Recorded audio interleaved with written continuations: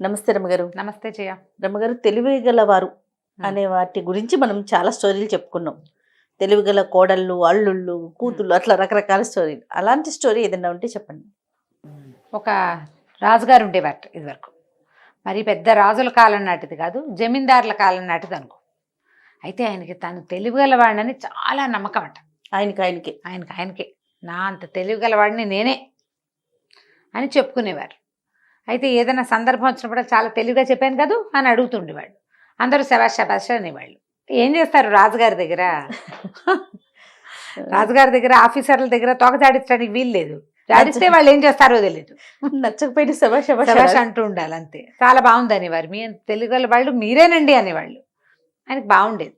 అయితే క్రమంగా ఏమనిపించేది ఆయనకి, వీళ్ళు బాగా తను మెచ్చుకోవట్లేదని భావించేవాడు.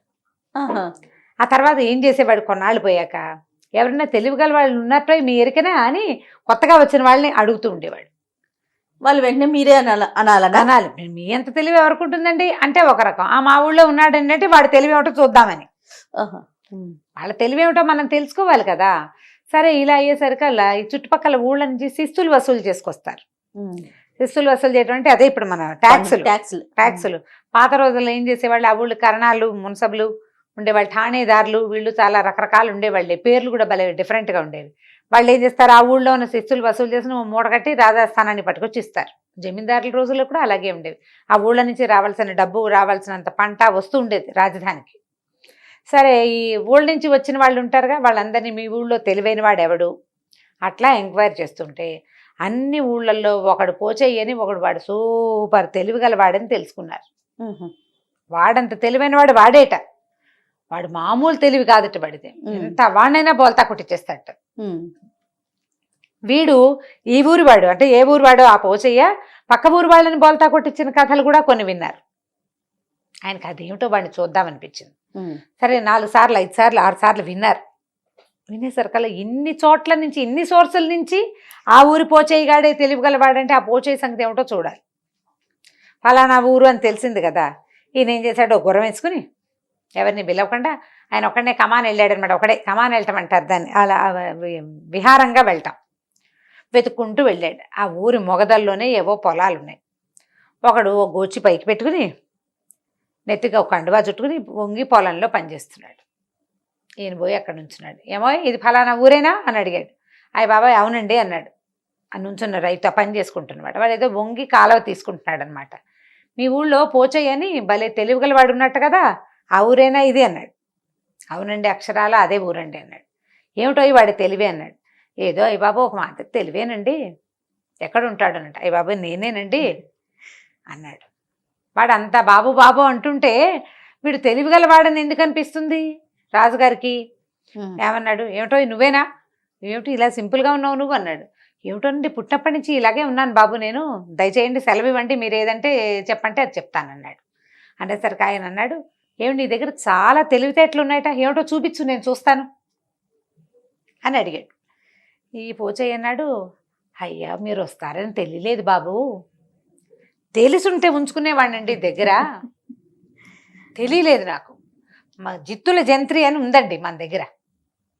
ఎన్ని రకాలో జిత్తులు ఉన్నాయి నా దగ్గర. తెలివితేటలు, తెలివి అంటే అసలు ఏ మాట మాట్లాడినా టర్న్ చేసి అవతల వాడికి తగిలేలా చేయటం, ఏ పని చేసినా తప్ప అవతల వాడిదే చేయటం, అన్నీ జిత్తులు కదా, నక్క జిత్తులు అంటారు వాటిని. ఈ జిత్తుల జంత్రి ఉందండి మన దగ్గర ఒకటి, మీరు వస్తారని తెలియక 2 రోజుల క్రితమే మా బామ్మర్దికి ఇచ్చి ఊరు పంపించానండి అన్నాడు. అనేసరికి ఈయనకి విసుకొచ్చింది. ఏమిటి ఇంత దూరం వచ్చానో, అదేమిటో చూడ్డానికి నీ తెలివి, నేను అది కాస్త ఎవరికైనా ఇచ్చేసావా నువ్వు? మరి ఓ పని చెయ్యి, నేను ఇక్కడే ఉంటా, నువ్వు పోయి మీ అత్తారింటికి వెళ్ళి పట్టురా దాన్ని అనేసరికల్లా ఇతను అన్నాడు పోచయ్య, బాబు దానికే ఉందండి, ఇట్టే తేవచ్చు, మా అత్తారి ఊరేమో దూరం, మరి వెళ్ళాలి కదండి అంటే దాందే ఉంది, నేను గుర్రం వేసుకొచ్చా కదా, నేను గుర్రం దిగి ఇక్కడ నుంచుట చెట్టు కింద, నువ్వు గుర్రం వేసుకుని ఇక్కడ ఉన్నట్టు రా, గుర్రం వేసుకెళ్ళిపో అని చెప్పాడు. గుర్రం వేసుకెళ్ళాలి ఇప్పుడు. సరే, పొలంలో నుంచి బయటకు వచ్చాడు జిత్తుల జంత్రి తేవడానికి. ఓకే, బయటకు వచ్చాడు. గుర్రం దగ్గరికి వెళ్ళాక ఏమన్నాడు, బాబు చూడండి నేను ఏదో అంగాస్త్రంతో ఉన్నాను, ఇంటి దగ్గర ఉంటే ఏదైనా అలంకారం చక్కగా తయారై వెళ్ళివ్వండి, అత్తారింటికి వెళ్తూ బోస్ చేతులు నేను ఏం బాగుందండి అలా బాగోదండి, ఇంకోసారి ఎప్పుడైనా చూపిస్తాను అన్నాడు. ఆయన అన్నాడు, మళ్ళీ ఎన్నిసార్లు వస్తానో అన్నాడు జమీందారు.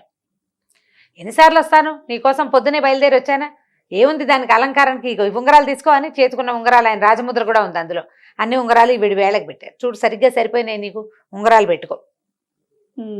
తలకెలాగో గొడ్డుంది, ఈయన పైన ఒక మంచి పట్టు అంగాస్త్రం ఉంది, ఇదిగో ఈ అంగాస్త్రాన్ని పైన వేసుకున్నాడు అనమాట. అంగవస్త్రాన్ని నడుగు కట్టుకునేది కదా, ఉత్తరయం ఉంది, ఈ ఉత్తరయాన్ని అంగవస్త్రంలా కట్టుకో చక్కగా, రంగులు రంగులది బాగుంది అంచు. మీ అత్తారింటికి వెళ్ళి ఉన్నట్టుండి ఇక్కడ ఉన్నట్టుగా వచ్చేయాలి, ఆ జిత్తులు జంత్రి పుచ్చుకురావాలి నువ్వు, అదేమిటో దాని తెలివి నేను చూడాలన్నాడు. వీడికి నవ్వొచ్చింది. అలాగేనండి అని చక్కగా పంచ కట్టుకున్నాడు. ఆయన ఉత్తరయాన్ని వీడు పంచగా కట్టుకున్నాడు. ఆయన ఉంగరాలన్నీ అలంకరించాడు. 4-8 వేళ్లకి 8. అక్కడి నుంచి గుర్రం ఎక్కాడు, వెళ్ళిపోయాడు. ఈయనకు నుంచున్నాడు. ఎంతసేపు నుంచుంటారు, ఎవ్వరూ లేరు, గుర్రం లేదు, కాళ్ళు పీకటం మొదలుపెట్టాయి, ఆకలి వేయటం మొదలుపెట్టింది, రాదు, ఎవడు రాడు. ఈ లోపల అటు వెళ్ళే వాళ్ళు ఇటు వాళ్ళు, అయ్య బాబాయ్ ఏంటండి ఇక్కడ నుంచున్నారంటే, వాడు జిత్తులు జంత్రి తెస్తానన్నాడు అని చెప్పాడు. చెప్పేసరికల్లా వచ్చిన వాళ్ళు అన్నారు, అయ్యా వాడే ఒక జిత్తుల జంత్రి అండి, మీకు ఏమర్థమైంది, వాడు మీకు ఏదో సున్నం రాసేసాడు, మీకు అర్థమైందో లేదో అని అన్నారు. అనేసరికి ఏంటి నేను ఎక్కడైనా పప్పులో కాలేసానా అని ఆయనకి డౌట్ వచ్చింది. కానీ ఎక్కడ పప్పులో కాలు పెట్టాను అనేది మాత్రం అర్థం కాలేదు, ఆయనకి అర్థం కాలేదు. సరే ఏమనుకున్నాడు, కాళ్ళు పీకుతున్నాయి, 3 అయిపోయింది, పొద్దునెప్పుడో తిన్న బ్రేక్ఫాస్ట్, ఎండలో నుంచున్నాడు, పొలం గట్ల మీద నీడ లేదు, ఏదో చెట్టు నీడ ఎంతసేపు ఉంటుంది, సూర్యుడు అటు ఇటు వెళ్ళేసరికి చెట్టు నీడ అవతలిపోతుంది. అవును. ఇక ఈయన కాళ్ళు కొట్టుకుంటూ చచ్చి చెడి ఆ ఊళ్ళో ఒక పక్కకి నడిచెళ్ళి అక్కడ ఒక గుర్రం తెప్పించుకుని మెల్లిగా ఇంటికి వెళ్ళిపోయాడు.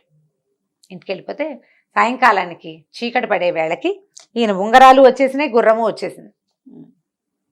గుర్రం పట్టుకొచ్చి ఇచ్చేశారు ఎవరో, గుర్రం పట్టుకొచ్చి ఉంగరాలు కూడా పట్టుకొచ్చి, ఇదేనండి జిత్తుల జంత్రి అని రాశారు ఉత్తరం.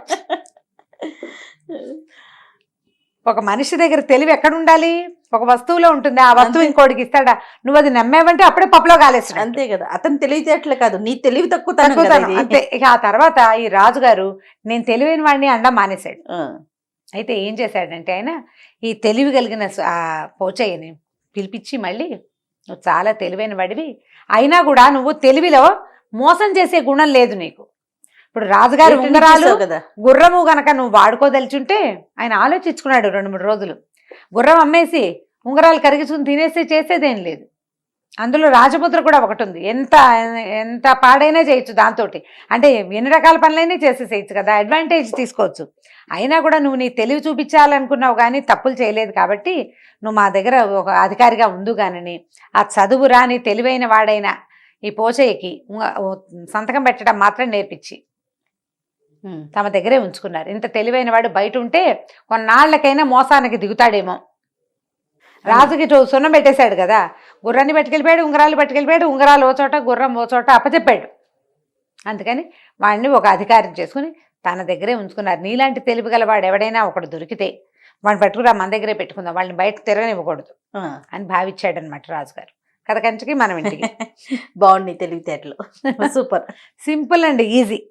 మీరు పిల్లలకి బాగా చెప్పటంలోనే మీ తెలివి ఉంది. జిత్తుల జంత్రి బాగుంది, టైటిల్ ఇంకా బాగుంది. రైట్ అమ్మగారు, నమస్తే. నమస్తే చేయ. ఈ వీడియో కనుక మీకు నచ్చినట్లయితే లైక్ చేయండి, షేర్ చేయండి. మరిన్ని వీడియోస్ కోసం మా ఛానల్ని సబ్స్క్రైబ్ చేసుకోండి.